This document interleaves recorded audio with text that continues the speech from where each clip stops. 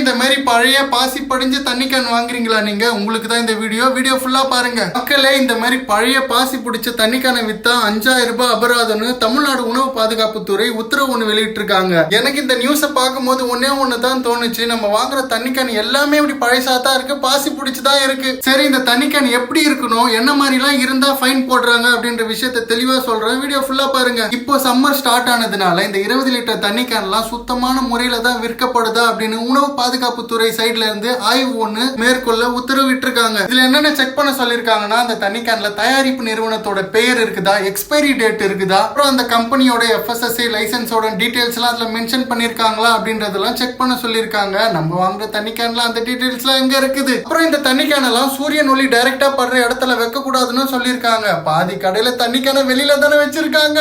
அது கூட பரவாயில்ல, ஒரு தண்ணி கேனை 30 வாட்டிக்கு மேல மறுசுழற்சி பண்ணக்கூடாதுன்னு அது ஒரு விதியாவே அறிவிச்சிருக்காங்க. இது நல்ல விஷயம் தான். ஏன்னா நான் வச்சிருக்க கேன்லாம் 30 வாட்டி இல்ல 30,000 வாட்டி மறுசுழற்சி பண்ண கேன் மாதிரி தான் இருக்குது. நம்ம குடிக்கிற தண்ணியில கால்சியம் 10ல இருந்து 75 mg, மக்னீசியம் 5ல இருந்து 30 mg அப்படின்னு சரியான அளவுல இருக்கணுமா? இதெல்லாம் யாரு செக் பண்றா? இந்த மாதிரி நான் சொன்ன எல்லா விஷயமும் கரெக்டா இருந்தா தான் அவங்க தண்ணி கேன் விற்கணும், இல்லைன்னா அவங்களுக்கு 5000 ரூபாய் அபராதம் விதிப்பாங்கன்னு உத்தரவிட்டு இருக்காங்க. இந்த ஒரு விஷயத்தை சென்னை மாநகராட்சி உணவு பாதுகாப்புத்துறை, குடிநீர் வழங்கல் துறைன்னு இவங்க எல்லாருமே ஒன்னா சேர்ந்து தான் ஒரு குழுவா ஆய்வு மேற்கொள்ள போறாங்க. இவ்வளவு விஷயத்த சொல்லிருக்காங்கன்னா, இந்த மாதிரி தண்ணி கேனை நம்ம பார்த்து தான் குடிக்கணும்னு உங்களுக்கு புரியும்னு நினைக்கிறேன். என்னைக்கு குடிக்கிற தண்ணியை காசு கொடுத்து வாங்க ஆரம்பிச்சோமோ அன்னைக்கே எல்லா நோயும் வர ஸ்டார்ட் ஆயிடுச்சுல. மக்களே, இந்த வீடியோவை மறக்காம உங்க வீட்டுக்கு தண்ணி கேன் போடுறவங்களுக்கு ஷேர் பண்ணி விட்டுருங்க. அப்புறம் உங்க ஃப்ரெண்ட்ஸ் அண்ட் ஃபேமிலிஸ்க்கும் ஷேர் பண்ணிடுங்க. சம்மர் ஸ்டார்ட் ஆயிடுச்சு, அதனால எல்லாரும் பாத்துருங்க. உங்களுக்கு உடம்பு சரியில்லாத மாதிரி இருந்தா தயவு செஞ்சு தண்ணியை சூடு பண்ணி குடிங்க. கமெண்ட்ல நீங்க சொல்லுங்க, காசு கொடுத்து வாங்குற கேன் தண்ணிலேயே இவ்வளவு பிரச்சனை இருக்காம இதை பத்தி நீங்க என்ன நினைக்கிறீங்கன்னு கமெண்ட் பண்ணுங்க, பார்த்து தெரிஞ்சுக்கிறேன்.